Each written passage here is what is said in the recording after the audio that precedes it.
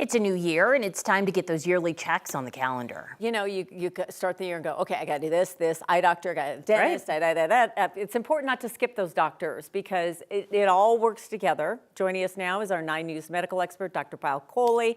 And the annual exam, that's one of the things that you're like, why do I need to do this? But you think that there's so many things we should be discussing. We should be taking total advantage of this opportunity. Very much so. In fact, there's data that people who go for an annual physical actually live longer. So it's been associated with a higher life expectancy because you're getting ahead of the problems. Mm-hmm. You're not waiting for them to declare themselves. You're being proactive, not reactive. So I can't emphasize this enough.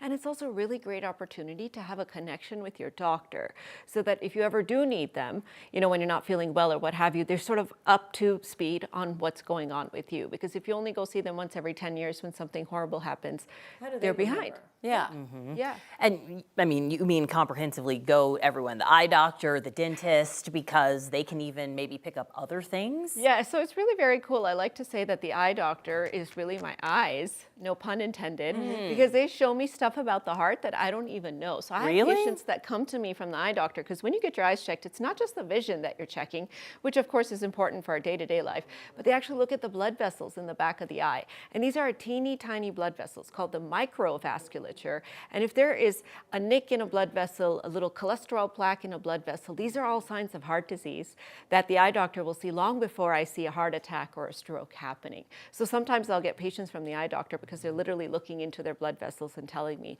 what might be wrong. Similarly with the dentist, we know that people that don't get regular dental cleanings, have periodontal disease, have a higher risk of heart disease because all that gum inflammation, the gums are sort of a direct line to our bloodstream. They create inflammation in the bloodstream that then causes those blood vessels to get heart attacks and strokes because they get sticky. So it's really important to go see those types of doctors. But of course, your regular medical doctor, and I usually have like a top 3 list that I tell my patients.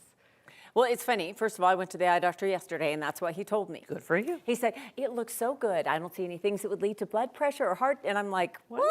What in the heck does that have to do with?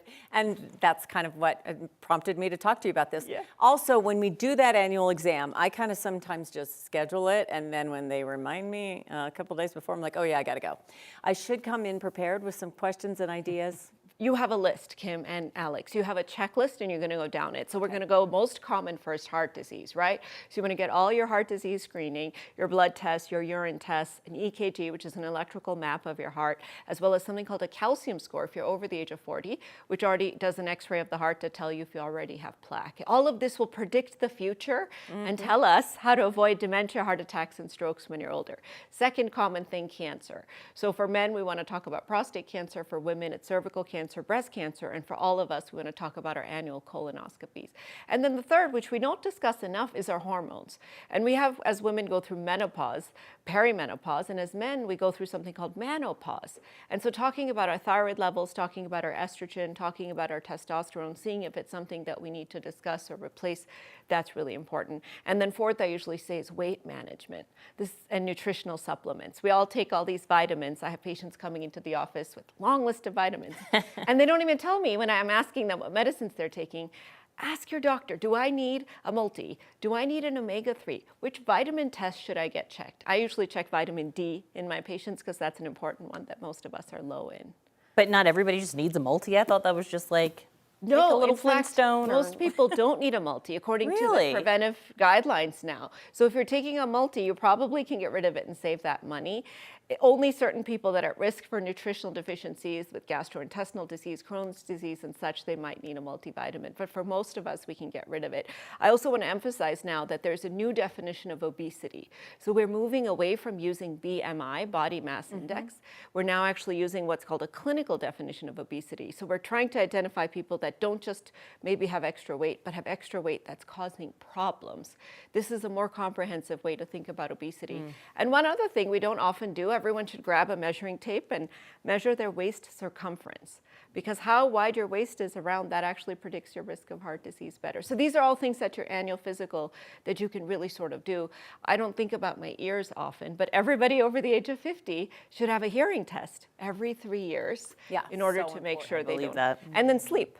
sleep test and make sure we don't have sleep apnea. So many things to think about, but having a checklist and being prepared is really the best way to go into that visit. I got my physical. I didn't do a fraction of what you just said. So now I feel like might need to go back.